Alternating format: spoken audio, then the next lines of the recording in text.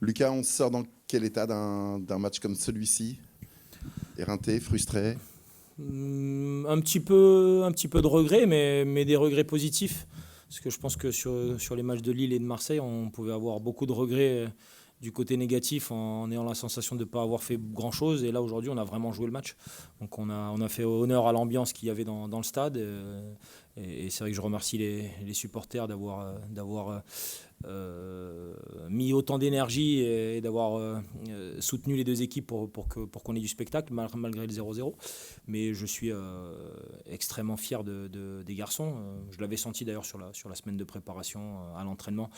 Il y avait quelque chose qui s'était passé, une prise de conscience. Et on a vu une belle équipe du Havre ce soir. On a bien travaillé, discipliné sur la partie défensive en les gênant au maximum. Et puis on a eu quelques occasions qui peuvent se transformer en petits regrets. Je ne vous cache pas que la dernière situation m'avait amené à un grand désespoir. Mais voilà, comme quoi, c'est les montagnes russes.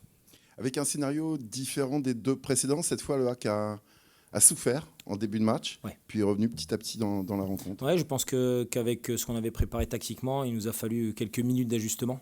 Et que sur ces minutes-là, on aurait pu rapidement être dans la difficulté, mais il y a eu un réajustement d'accompli. Tout le monde a trouvé ses marques. Et après, je pense qu'on a vraiment limité les offensives lensoises, même si contre une telle équipe, il est difficile de tout fermer. Mais on a fait le maximum et j'ai trouvé le garçon très discipliné, mieux athlétiquement aussi. On a été capable de rivaliser au niveau de l'intensité, ce qui est contre l'équipe qui est probablement la plus forte sur ce secteur-là en Ligue 1, c'est quand même un petit exploit. Donc voilà, plein de raisons d'être heureux. C'est un petit peu paradoxal le fait que l'équipe ait été mieux athlétiquement que sur les précédents matchs à la sortie de cette trêve internationale ou... Non, on a creusé un petit peu ce que l'on faisait sur les rencontres, qu'est-ce qu'il nous manquait, qu'est-ce qu'on pouvait changer aussi à l'entraînement. Et donc on a fait des réajustements. Je pense qu'on a des garçons très réceptifs aux messages que l'on peut envoyer.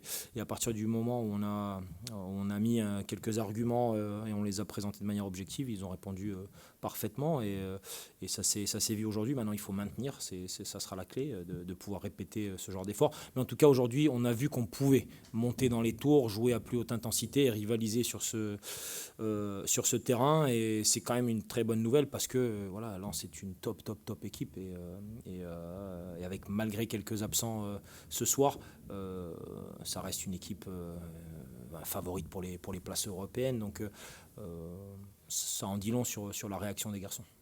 Au-delà de l'aspect athlétique, cette capacité à répondre dans l'intensité avec les Lensois, il y a eu aussi par moments des séquences de jeu dans des espaces courts où vous avez réussi à trouver des équilibres avec des centres, etc. Ça aussi, c'est un aspect positif de la soirée, même si malheureusement il n'y a pas eu un but à l'arrivée. Non, c'était sincèrement en termes de connexion technique aujourd'hui.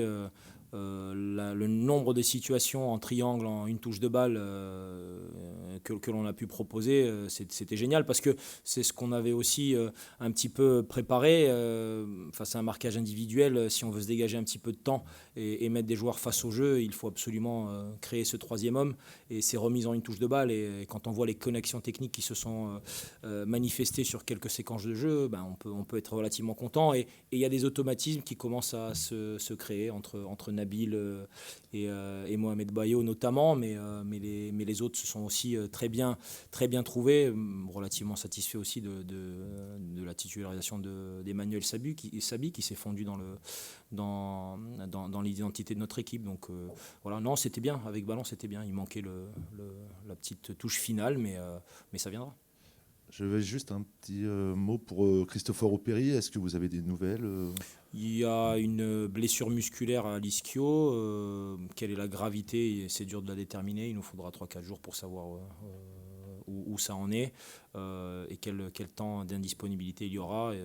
Sur une intervention où il est allé chercher un ballon assez lointain, il a mis en extension et donc c'est voilà, une blessure typique du footballeur.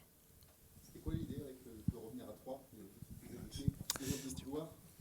C'était surtout l'animation lensoise qui nous a obligés de voir le match comme ça, parce qu'avec 5 joueurs alignés sur la ligne offensive, des nombreuses courses dans le dos, soit des latéraux, soit des centraux, et une intensité sur ces triangles extérieurs, il nous semblait relativement difficile de tenir à 4, sachant qu'on n'a pas vraiment un milieu de compensation défensive, comme on a pu l'avoir l'année dernière avec Victor Lécal, qui était capable de s'insérer dans la ligne défensive. Donc d'où le choix d'être à 5, et puis surtout de proposer une densité très forte à l'intérieur, tout en avançant sur Gradit et Haïdara.